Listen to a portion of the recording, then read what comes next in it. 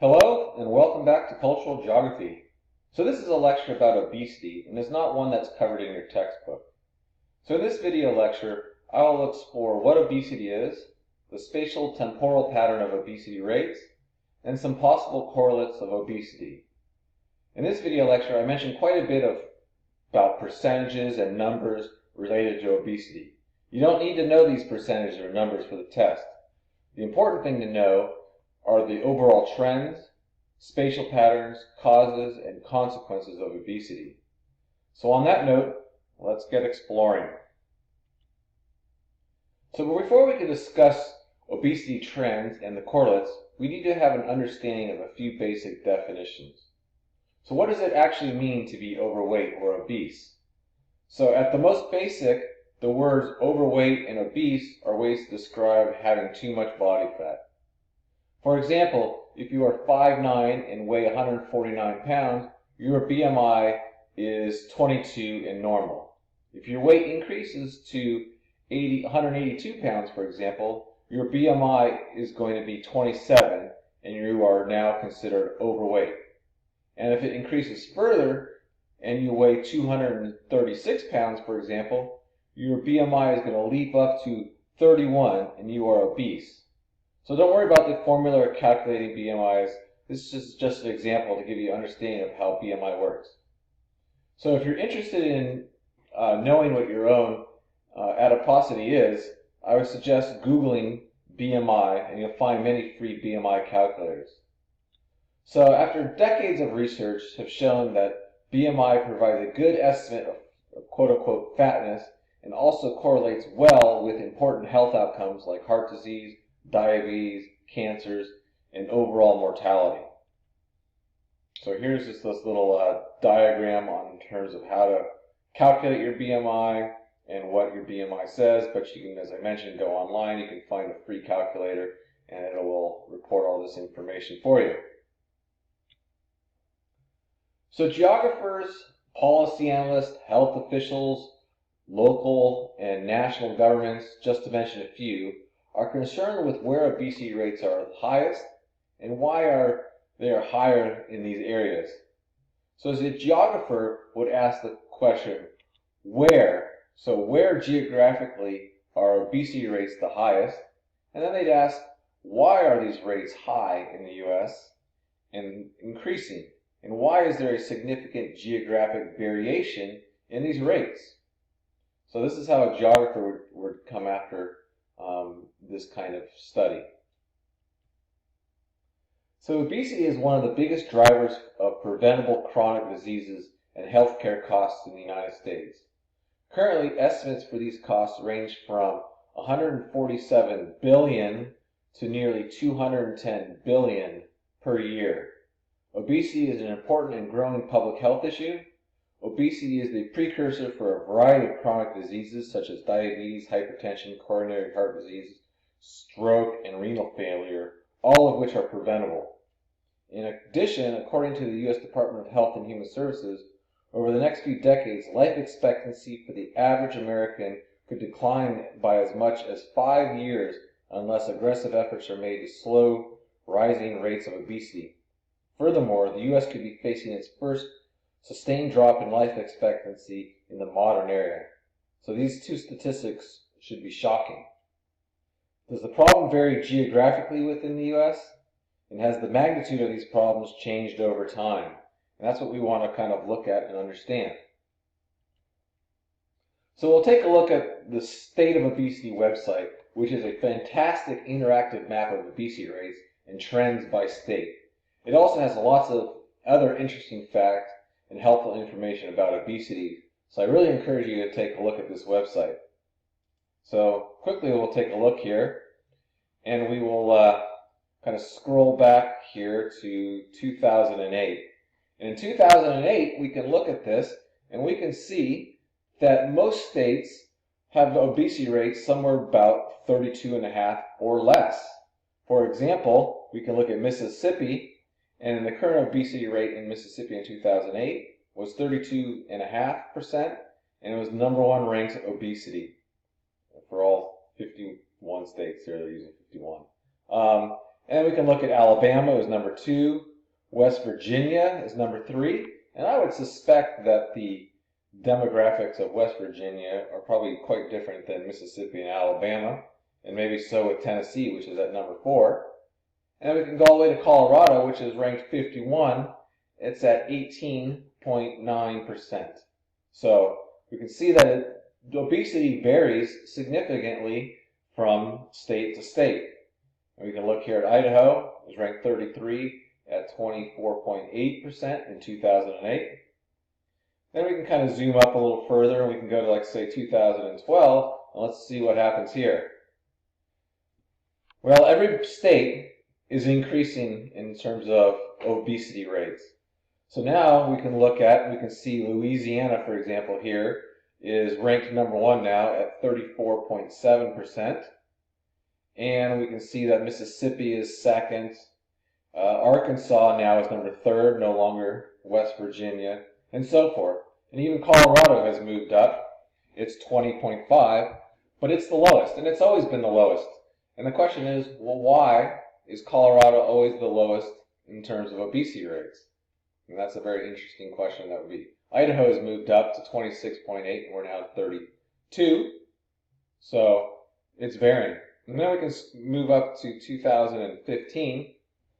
And holy smokes, we now have this new category here of states that are 35% or higher, meaning 35% of the population is, or more, is obese. So Louisiana is number 1. 36.2% of the adult population is obese, ranked number 1. Followed by West Virginia, which is now number 2, 35, and Alabama, 35.6, they're tied, and Mississippi, 35.6. So all these are tied. Not a good thing to be tied in. Colorado, again, still the lowest, 20.2. Question is, why is Colorado always remaining the lowest? Idaho, 28.6. We're ranked 33. We were up earlier. We were in 2012. We were 32. We're now 33. So these are kind of some interesting trends that we can kind of look at. So I encourage you to kind of go on this website and you can see what the trends are and what's going on. But you kind of look here, trends from 1990 to 2015. What way is that line going? It's going up for all these states. So I encourage you to take a look at that. So we learned 2 key lessons from the website. The first is that obesity rates have been rapidly increasing and are at historically high levels. In 1990, just one state, Mississippi, had an obesity rate that was between 15 and 19.9%. All others were below that. In 2015, all states have an obesity rate of 20% or greater, and 4 states have an obesity rate that's 35% or greater. So quite a different map here from 1990 to 2015. The second lesson from the website is that there's considerable variation in obesity rates in this cross-section of states.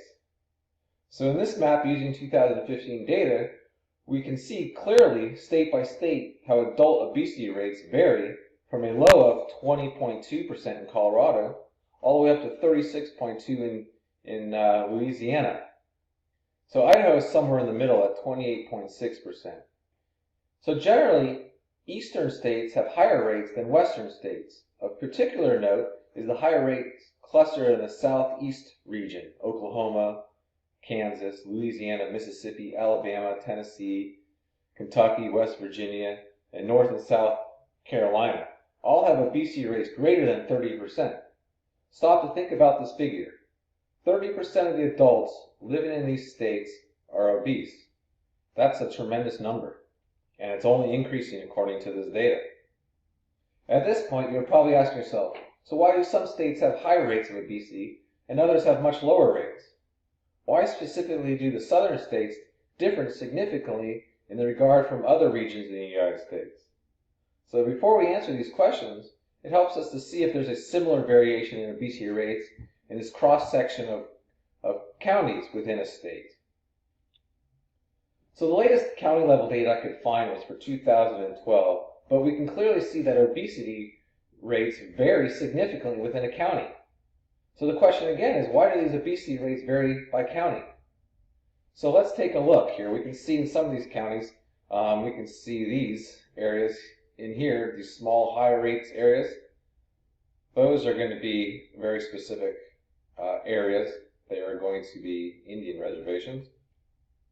But let's take a closer look at Idaho to help explain this.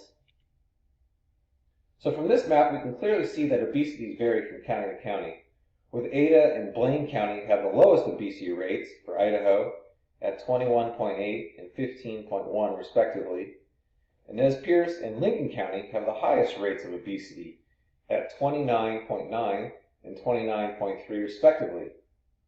So being the inquisitive geographer that you are, you ask, why? Why do these counties vary in obesity rates? After all, aren't we all Idahoans and therefore should have the same obesity rate regardless of which county we live in? Well, of course not. So one's demographic, socioeconomic, and cultural makeup are correlated to obesity. So let's take a look at some of these more in detail in the following slides.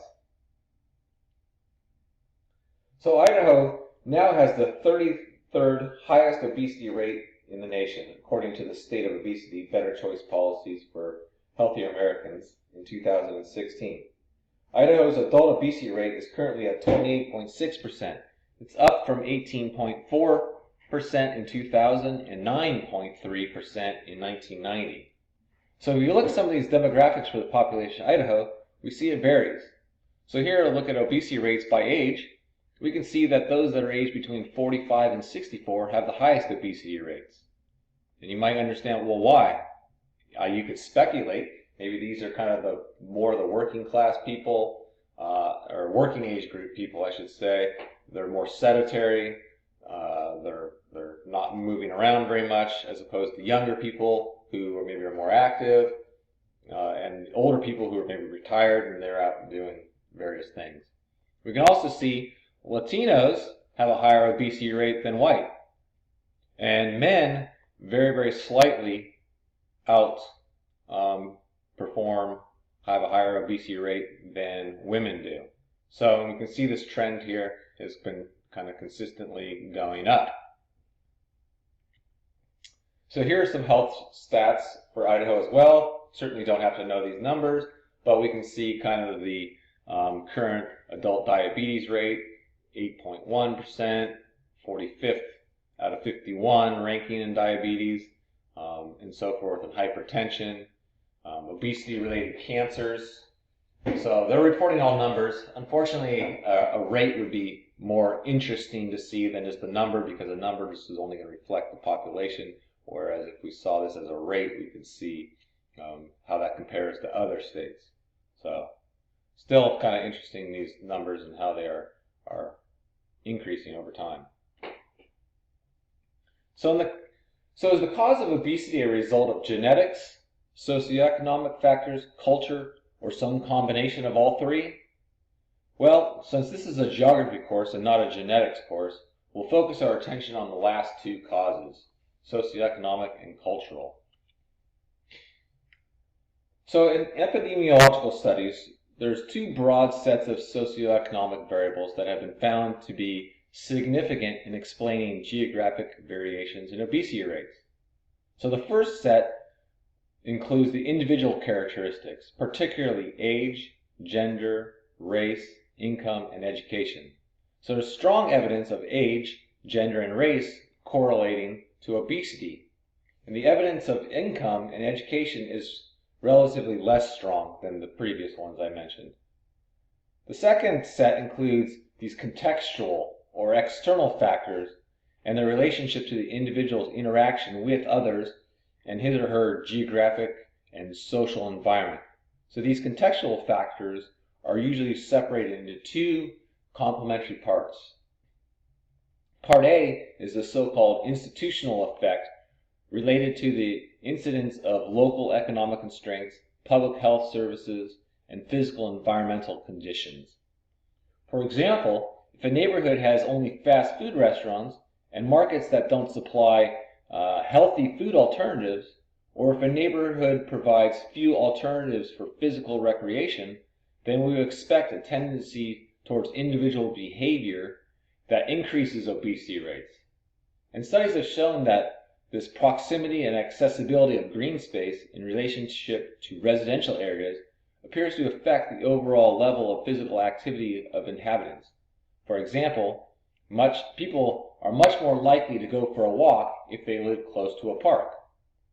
So a recent study commissioned by the Natural England found that people living in neighborhoods more than a mile from a park had a 27% greater chance of being overweight or obese. Next, part B is a less frequently noted effect related to social processes favorable to the formation of cultural norms.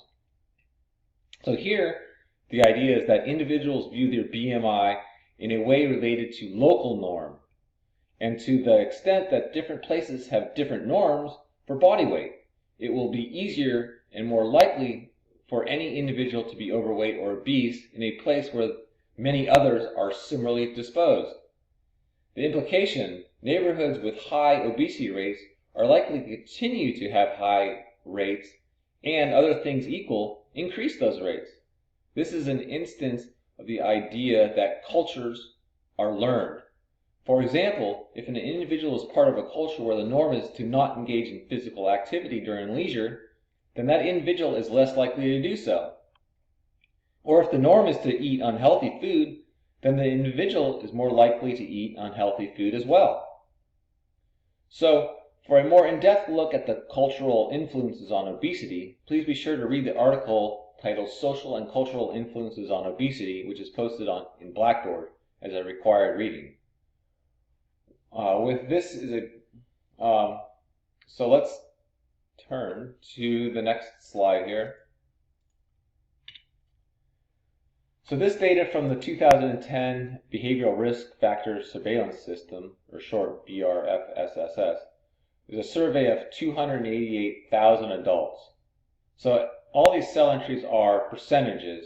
So for example, socioeconomic status is generally indicated by income and educational level. Higher income and or education means a higher status. Note in the above that, like in many other studies, there is a pronounced inverse relationship between obesity and other household income and education levels. So here we look at education, 12 years or less, or more. So 12 years or less. We can look at BMI. So you are more likely to be obese if you have less than 12-year education than you have more than 12 years of education. So you're more likely to have a normal weight if you have more than 12 years of education. Income, less than or equal to $75,000, you are more likely to be obese or normal weight. And if you're greater than $75,000, you are more likely to be normal weight than you are obese. So note that these are kind of these simple relationships. For example, the higher rates of obesity and obesity among blacks may be because they have lower income and lower education, not because of genetic predispositions. Alternatively, the lower income and lower education level relationships to higher BMI might be due to the fact that blacks and Hispanics have a stronger genetic predisposition to high BMI and a cultural disposition to eating unhealthy food, not because the blacks and Hispanics have lower income and lower education. So untangling these relationships requires more sophisticated statistical techniques than we are going to use in an introductory course. Still, these crosstabs let us know that socioeconomic conditions are important risk factors for obesity. So recall that obesity results from this energy imbalance. Too many calories in, too few calories burned. So a number of factors influence how many calories or how much energy people burn each day. Among them, age, body size, and genes. But the most variable factor and the most easily modified is the amount of activity people get each day. And so despite all the health benefits of physical activity, people worldwide are doing less of it at work, at home, and they travel from place to place. Globally, about 1 in 3 people gets little, if any, physical activity.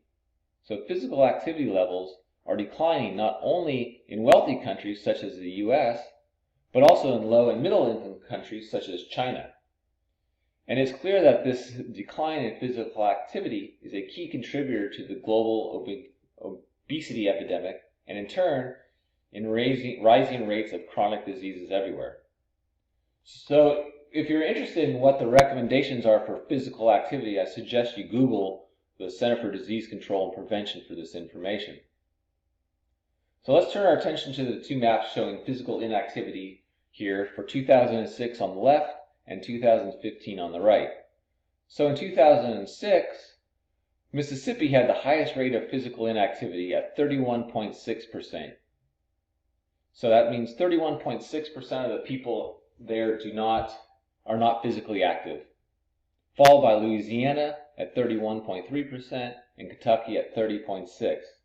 Idaho is at 20.5%. In 2015, Mississippi climbed to 36.8%, and Arkansas is second at 34.2%, followed by Oklahoma at 33.2%. And Idaho moved up slightly to 21.3% of the people there that are not physically active. So you can see this is definitely a trend, and we can see kind of coming up how this might be correlated with obesity. So in most studies, higher levels of BMI are highly positively correlated with physical inactivity. Physical inactivity decreases metabolic rate as well as influences food choices, and positively correlated with the proportion of leisure time spent on television and computer gaming, also both of which lead to higher BMIs. So here we can see percents of adults who are physically inactive and percent of obesity rates, and there seems to be some kind of correlation there if we lay the two maps on top of each other where kind of rates are high. So as we discussed, culture is a learned behavior. So lifestyle is a learned behavior as well. For example, in Idaho, the outdoors hunting lifestyle is certainly part of one's culture and is a learned behavior. Also, as we discussed, if you associate with people who are physically active, you are more likely to be active as well. So does this same idea hold true adopting a healthy eating lifestyle? I would argue it is. However, just like other examples, establishing a healthy eating lifestyle is something that needs to be learned and slowly adopted over time. So please read the articles I have linked in Blackboard that discusses how the LA Unified School District adopted a healthy lunch program and how students rejected it. You can't go from pizza, sloppy joes, and hamburgers to healthy food without educating students and parents about these changes in healthy eating and meal prep. After all, parents are the ones that are doing the shopping and need to be the ones doing the education as well. So now let's turn our attention to what food deserts are. And a food desert can be described as geographic areas where residents access to affordable, healthy food options, especially fresh fruits and vegetables, is restricted or non-existent due to the absence of grocery stores within convenient traveling distances. For instance, according to a report prepared by the Congress by the Economic Research Services of the U.S. Department of Agriculture in 2009, about 2.3 million people live more than 1 mile away from a supermarket and do not own a car. In urban areas, access to public transportation may help residents overcome these difficulties posed by distance, but economic forces have driven grocery stores out of many cities in recent years, making them so few and far between that an individual's food shopping trip may require taking several buses or trains. In suburban and rural areas, public transportation is either very limited or unavailable, with supermarkets often many miles from people's homes. So while the definition of a food desert can vary slightly, a good working definition of a food desert is a low-income census tract. See page 412 in your textbook for kind of a definition of what a census tract is, or you can Google it, where the substantial number or share of residents has low access to a supermarket or a large grocery store. So to qualify as a low-income community, a census tract must either 1, a poverty rate of 20% or higher, or 2, a median family income at or below 80% of the area's median family income. And to qualify as a low-access community, at least 500 people and or at least 33% of the census tract population must reside more than 1 mile from a supermarket or a large grocery store. For rural census tracts, the distance is more than 10 miles. So the key here is not to be concerned about these qualifiers, but to understand the broad context in which these people don't have access to fresh fruits and vegetables and meats without considerable demand on travel. So we might ask, why is defining a food desert of any importance? The reason is, if people live in a food desert want fresh meats, vegetables, and fruits, they need to leave their neighborhood. This might mean long, as I said, bus rides, walking long distances, carpools, etc.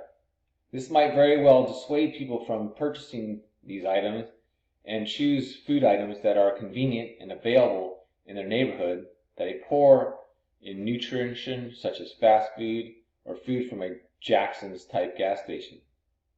If healthy food choices are not available or difficult to come by, it is then very difficult to make a change towards eating healthy. Furthermore, once a food desert is identified, efforts can be made to bring in grocery stores that offer nutritional food choices. However, as we just mentioned, food and eating habits are learned, so they can be difficult to change. So simply opening a grocery store with great nutritional food doesn't mean that people are going to flood the store and start eating healthy. They need to learn and change their current behaviors. They might need to know how to shop for this type of food. They might need to know how to make that kind of food. They might never have made a salad. They might never have cooked a chicken before. All these in a healthy way. So all these kind of behaviors have to be learned.